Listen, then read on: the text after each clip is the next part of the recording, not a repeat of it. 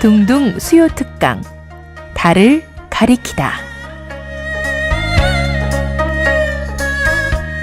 매주 수요일 코너입니다. 달을 가리키다. 성현들은 달을 가리키고 있지만 우리는 그 손가락만 보고 있지 않은지 돌아보는 시간인데요. 종교의 문자나 상징이 아니라 그것이 가리키고 있는 종교에 참된 가치에 대해 생각해보는 시간입니다. 지난해 우리나라의 합계 출산율은 0.72명.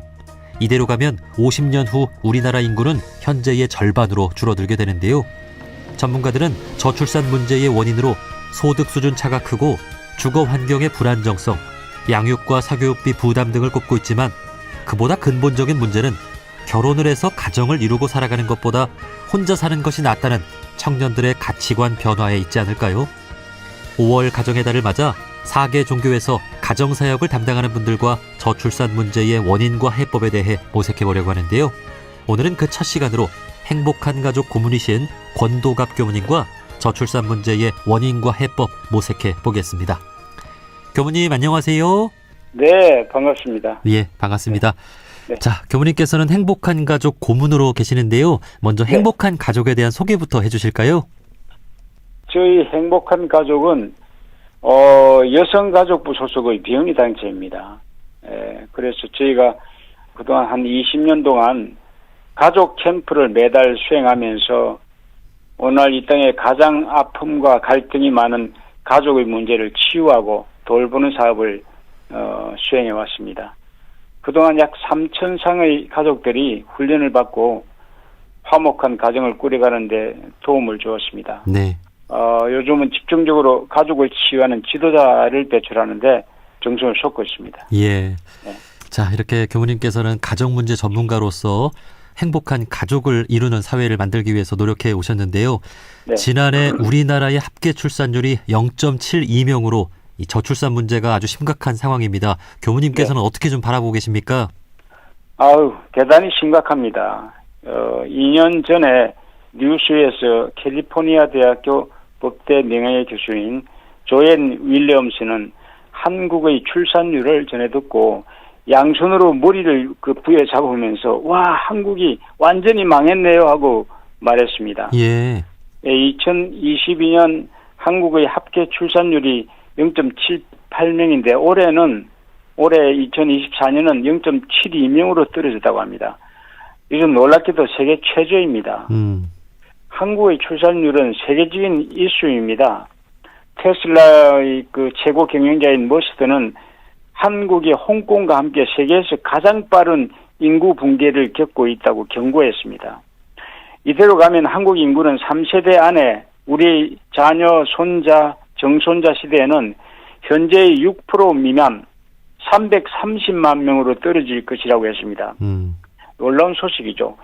올해 전라남북도 인구가 합해서 355만 명입니다. 예. 그걸 비교해 보십시오. 인구학자 옥스퍼드대 콜먼 교수는 2006년 유엔 인구 포럼에서 한국의 저출산 현상이 계속되면 인구 소멸 국가 1호가 될 거라고 분석했습니다. 정말 끔찍한 일이죠. 예. 시급한 문제입니다, 이게. 네. 네. 전 세계에서 저출산이 가장 심각한 나라고 네. 앞으로 정말 인구 소멸 위기를 겪고 있는 심각한 상황인데요. 네. 각계 전문가들이 저출산의 이 원인을 이렇게 좀 진단을 해보고 있는데 교무님께서는 이 저출산의 원인을 무엇이라고 좀 생각하십니까? 인구학자들이 한국 사회가 물질 만능주의에 젖어 있어서 지나친 경쟁으로 사람들의 마음이 불안해 있다고 말합니다. 저도 여기에 동의합니다. 가정에서 부부가 서로 사랑하고 화합하면 그것이 부모에게 가장 큰 효가 되고 자녀들의 몸과 마음이 건강하게 자라납니다. 그리고 중요한 것은 그 가정이 하고 있는 일과 사업이 밝게 열립니다. 그런데 지금은 가정 화합은 뒤로 두고 온통 성공과 출세를 위해 경쟁하듯 달려가고 있습니다. 그러다 보니 결혼도 미루어지고 기혼자도 자녀 출산을 부담스러워할 수밖에 없죠. 예. 네.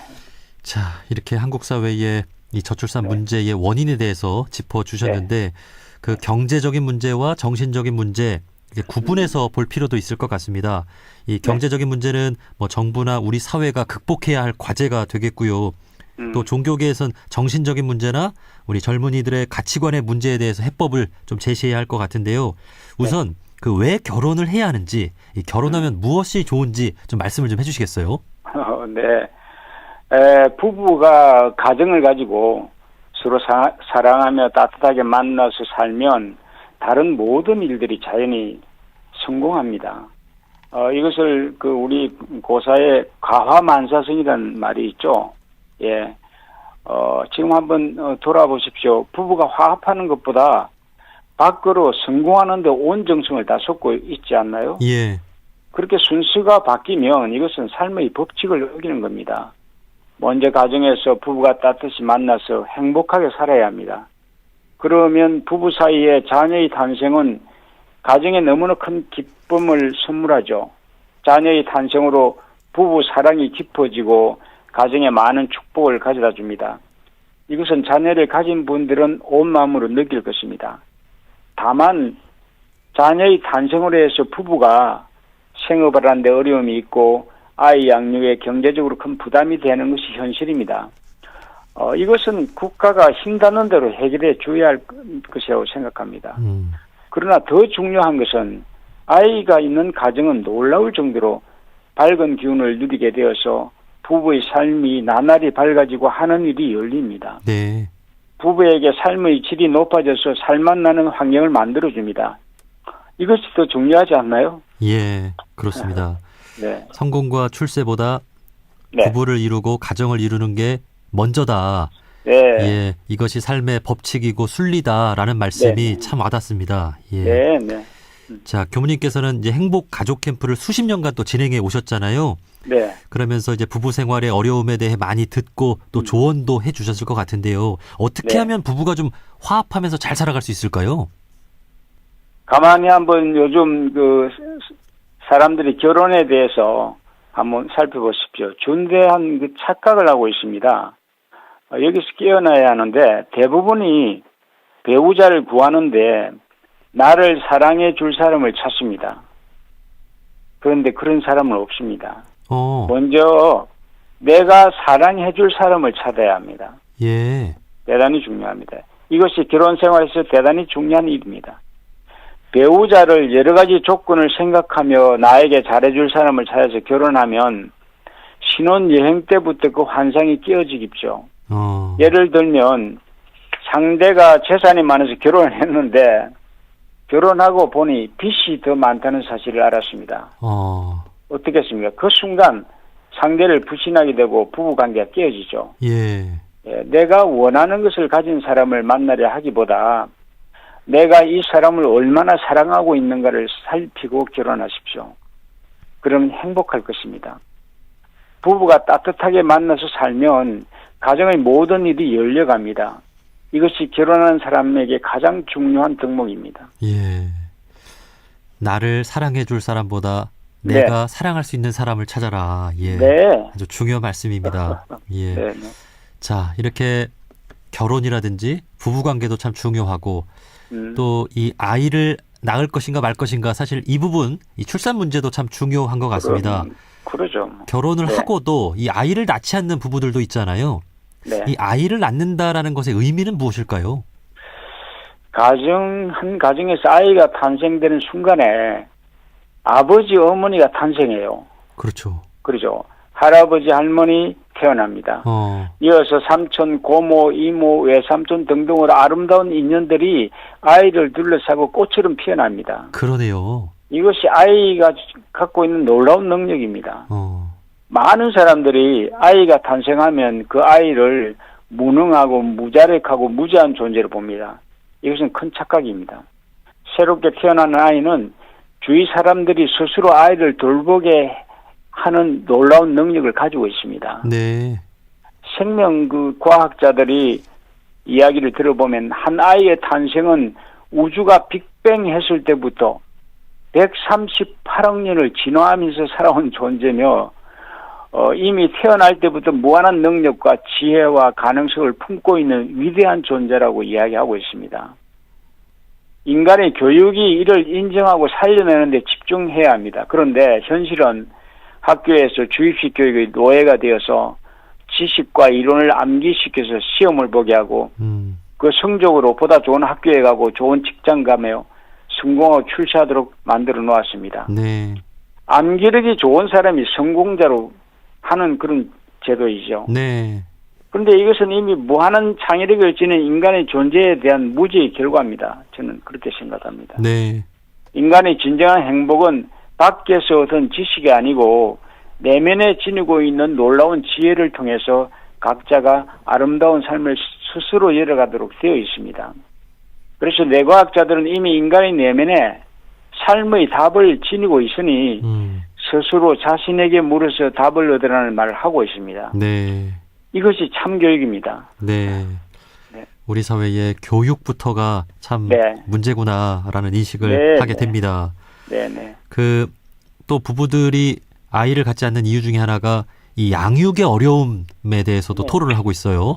네네. 뭐 돈이 많이 들어간다라든지 그렇습니다. 또 이렇게 말 안 듣는 아이를 보면 정말 그 부모로서 참 힘들어하는 모습들도 네, TV에 네. 많이 나오는데 네. 이 자녀 양육에 있어서도 어떤 좀 좋은 방법이 있겠습니까? 네네. 요즘은 많이 변화되고 있죠. 자녀 양육을 여성만이 하는 것이 아니고, 예, 함께 하죠. 육아를 부부가 같이 협력합니다. 요즘은 직장에서도 육아 휴가를 남성들이 많이 하는 분위기입니다. 사실은 주위 모든 분들이 육아에 함께 동참하고 도우는 분위기를 만들어 가야 할 것입니다. 교육도 어려서부터 수많은 지식을 여과 없이 가르치는 주입식 교육이 아니라 스스로 묻고 발견하는 공부를 통해서 아이가 지닌 천부적인 능력을 내면에서 찾아 실현하도록 안내해야 됩니다. 그럼 아이는 정말 기쁘게 따라올 것입니다. 지금같이 지극히 경쟁적이고 지옥 같은 주입식 교육을 사라져야 합니다. 얼마나 아이들이 힘들어합니까? 어릴 때부터 스스로 자기에게 묻고 답을 얻는 교육을 통해서 누구나 쉽게 자기 삶을 풍요롭게 이뤄가는 모습을 우리가 만들어가야 할 것입니다. 예. 그러니까 자녀 양육도 정해진 네. 틀에 따라서 주입식으로 네, 하는 게 아니라 아이들이 자유롭게 생각하고 이렇게 네. 또 살아갈 수 있도록 우리 부모들부터 준비가 되어 있어야 되겠네요. 그러죠. 예. 네.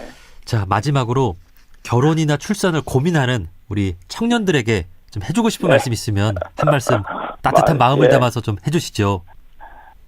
지금 현실은 결혼을 안 한 청년들에게 결혼에는 엄청난 부담을 안겨주고 있습니다.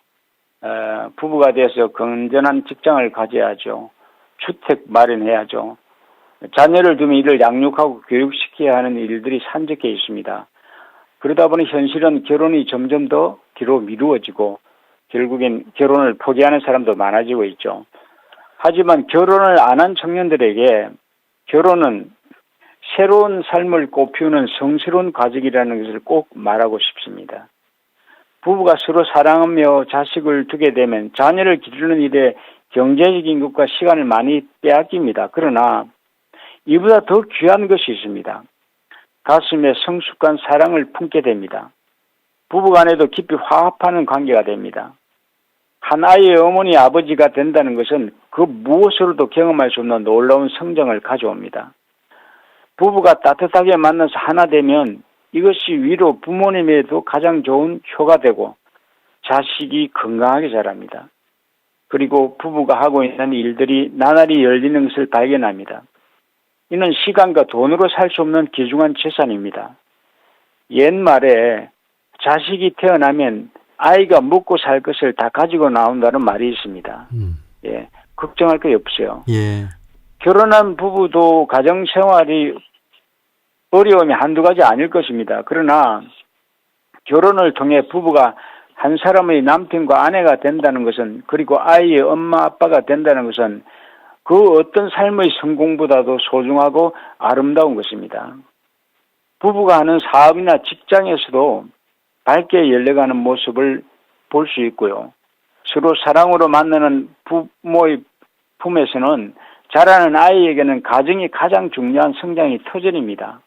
이것이 인간 삶의 근본적인 질서입니다. 이를 잊지 말아야 할 것입니다.